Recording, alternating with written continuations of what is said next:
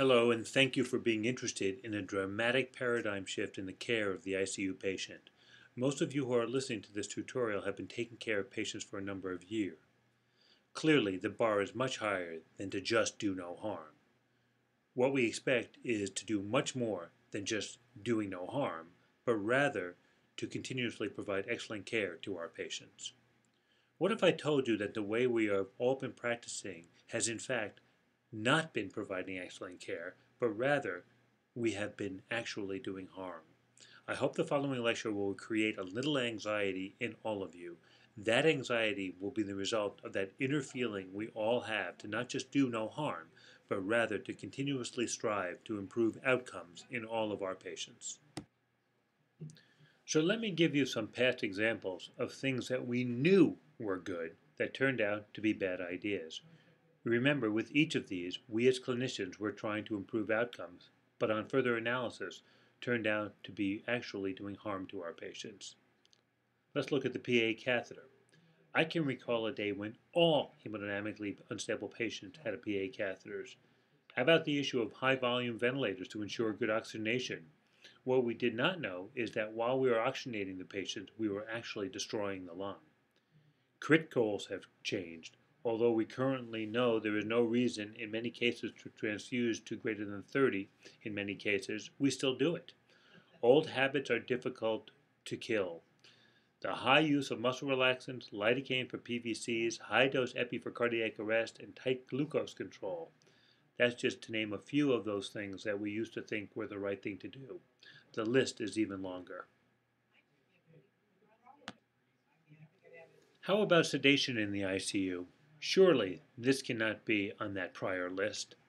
ICU patients must need sedation to prevent pain, decrease in anxiety, and prevent the patients from remembering their terrible ICU experience. Everyone must need sleep, especially the critically ill ICU patient. ICU patients can also hurt themselves. They can pull out lines and extubate themselves, and that can't be good. And from the science side of things, the patient needs a lower metabolic rate to reduce stress on the heart, lungs, brain, in order to actually allow for healing. Here's the problem. Our intentions, although good, are not achieved with typical sedation regimens, and actually work to hurt rather than help the patient. It's time to realize that the way we have been sedating patients in our ICU has not only not been helpful, but it is actually harming the patient. Remember, do no harm. So what's wrong here? The patients sedated to the point of appearing to sleep continuously have worse post-traumatic stress syndrome than those who actually have some memory. The scariest thing is that it does not end there. In fact, they have long-term cognitive issues long after their sedation has left their system. Sedation does not give the benefit of natural sleep. Imagine not sleeping for 2 to 5 days straight.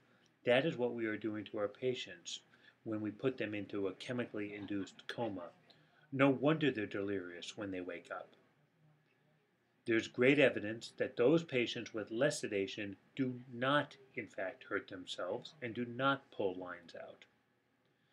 Also, 6 months later, a large percentage of our patients are still having troubles with their activities of daily living. So, it is time to treat our patients better. It is not about our preconceived notions of patient care. It is not about simply doing what we have done. It is not about our convenience. It's about reviewing the studies and then doing what is proving to be a better way of caring for the sickest patients in the hospital. The goal is not to simply get them through the ICU experience. It is to get them through to regain the life they once had. It all starts with sedation. This study in the New England Journal of Medicine is now over 10 years old. It is the first carefully controlled study to point out that less sedation results in less time on the ventilator. Interestingly, the method of study was to stop all sedation each morning. Note that they did not simply titrate the sedatives down. Although I do not know the rationale, I believe this was done because sedation titration is fraught with problems. One clinician's RASS of 0 is another clinician's RASS of -3. Therefore, instead of titrating the sedation to a specific RASS, they opted for complete discontinuation of all sedatives. What did they find? 2.5 fewer days on the ventilator, 3 fewer days in the ICU, 3 fewer days in the hospital. Overall, less is definitely more. Okay, so what is happening in the country? Despite this, still the majority of ICUs are not withdrawing sedatives on a daily basis. Why not? Those that do not do this say it's because 1. There's no mortality difference, 2. They believe that there's probably an increase in adverse events such as pulling out tubes, and 3. A long-held impression that more sedation is better. The patient needs to sleep to improve, and that the emotional stress of being awake is unfair and unkind to the patient. Unfortunately for our patients, just because we believe these things does not make them true. How about spontaneous breathing trials, or SBTs? That is, should we change the ventilator settings daily to help in determining if a patient can be extubated? The answer is definitely yes, as you can see from the multiple studies. We should not simply rely on clinical judgment. Now, back in 2008, a study by Ely et al. Took both of these concepts, that is, daily stoppage of sedation and daily breathing trials, and paired them. What did it show? 3 days less intubations and ICU stay, and 4 days less hospital stay, and also a trend towards more survivors at 1 year. So the future is now. Our patients deserve the best. Daily discontinuation of continuous infusion sedatives, and daily assessment of whether the patient can be liberated from the ventilator. These are known as daily SATs, spontaneous awakening trials, and spontaneous breathing trials, SBTs. So thus far, when we spoke about sedation, we limited the description of consciousness to the Richmond Agitation Sedation Scale, known as the RASS, R-A-S-S. In fact, this is not completely accurate. Consciousness is comprised of 2 components, arousal and content. The RASS describes arousal. Content, on the other hand, involves processing of the information. Disturbance of content is synonymous with delirium. So, what is delirium? It is an acute change from the patient's baseline that results in inattention plus disorganized thinking. Unlike what is commonly thought, the majority of delirium is the hypoactive type. That is, the patient's not agitated, but only when you ask the appropriate questions can you tell the patient is actually delirious. So, why do we care if the patient is delirious? We care because the longer the patient is delirious, the more long-term problems they will have. This is a completely new idea to those of us who have been caring for patients in the ICU. For years, we have believed that delirium is almost an expected outcome, and more importantly, that it has no long-term consequences. This data would suggest that the brain should be treated more like the heart or the kidneys. Once damaged, there is a chance of permanent damage that adversely affects the patient's long-term outcome. In the above studies, both mortality and morbidity are affected by delirium itself. In the mortality study, each day spent delirious resulted in a 10% increase in death at 6 months and at 1 year. In this study, those with ICU delirium ended up with long-term cognitive dysfunction. I personally find this extremely disturbing. Imagine the 62-year-old admitted with pneumonia and respiratory failure who develops delirium. In the past, we would simply assume that this was a consequence of a sedation or the underlying illness, and that it would resolve with time. What this study proves is that although it may improve, there are long-term consequences in many cases. It is scary to think that 36% of patients who have had 2 days of delirium will end up with some cognitive dysfunction at 1 year. I can no longer say to patients' families that once they get through this delirium, all will be okay mentally, as long as we wait long enough. So, you should equate delirium with acute brain injury, similar to depressed ejection fraction after MI or acute renal failure with acute tubular necrosis. It does frequently happen. Drug-induced delirium is just as bad as spontaneous delirium, and delirium is not normal, nor is it okay. It needs to be avoided, identified, and then treated. There are multiple tools to use to determine delirium. Orientation times 3 is not one of these. Knowing one's name, date, and location is not sensitive enough to reveal delirium. The CAM-ICU, Confusion Assessment Method in the ICU, is a well-validated tool. The CAM-ICU seems confusing at first, as you can see from this slide, but let's break it down into its components. First, does the patient have a change in mental status over the last 24 hours? This can occur even as a result of sedation medications. If the answer is no, the patient is automatically CAM negative or is not delirious. Secondly, if the answer to 1 is yes, proceed to number 2, inattention. The easiest way of evaluating for attention is the save a heart question. You have the patient squeeze your hand every time you say the letter A. Those who are inattentive will not be able to get this correct. They may do the first 1 or 2, but they will drift off. If they get 2 or more wrong, you can continue to numbers 3 or 4. If they get the attention questions correct, stop. They are not delirious. Now, on to 3. If attention was altered, you now just have to evaluate for one of the 2 possibilities. Either they have an altered level of consciousness or disorganized thinking. Either one has to be present to consider them CAM positive. So, if you have proven inattention and they are anything but RASS of 0, they are delirious. If they are inattentive, are awake with a RASS of 0, but cannot follow complex commands of holding up 2 fingers, then repeating it on the other hand, they are then also delirious. The following video is an example of a CAM-positive or delirious patient. Mrs. Murphy? Mrs. Murphy? Can you look over here? Hi, Mrs. Murphy. I'm Colleen. I'm going to be your nurse today. Can you keep your eyes open for me? You know what? I'm going to get your glasses so you can see me better. Let me just put the glasses on. Mrs. Murphy, I'm going to ask you to do a couple things for me. I just want to make sure that you'll be able to think clearly while you're here in the ICU. Yeah, you're at Newton-Wellesley Hospital in the ICU. Okay, Mrs. Murphy, keep looking at me. I want you to squeeze my hand. Oh, that's great. Now I only want you to squeeze my hand. You can let go now. Only squeeze when I say the letter A. So let's practice. A. Great. S. A. V. Mrs. Murphy, can you keep your eyes open?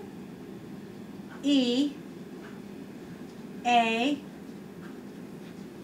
H. A. Okay, Mrs. Murphy, that's okay. Can you open your eyes again, Mrs. Murphy? I know, this is tough. Can you do this for me? Can you hold up this many fingers? Now, can you do the same with the other hand, Mrs. Murphy? Okay, I know you're tired. It's hard to focus. I'm going to let you go back to sleep since you're not feeling so good. You're doing great, though.